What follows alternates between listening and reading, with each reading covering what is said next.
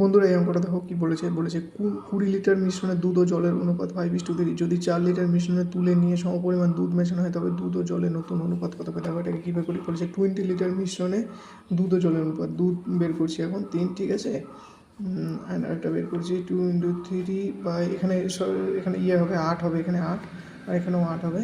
তারপর কাটাকুটি যদি করি 10, 15, 20, এখানে হবে 25-এর 2 আর এখানে হবে 15-এর 2, ঠিক আছে। তো এবার বলেছে মিশ্রণে, বলেছে 4 লিটার মিশ্রণ। এবার 4 লিটার মিশ্রণ করতে হবে। এই 4 × 5/8 আর একটা 4 × 3/8, ঠিক আছে। তাহলে এখানে টোটাল বেরোবে 5-এর 2 আর এখানে বেরোবে 3-এর 2।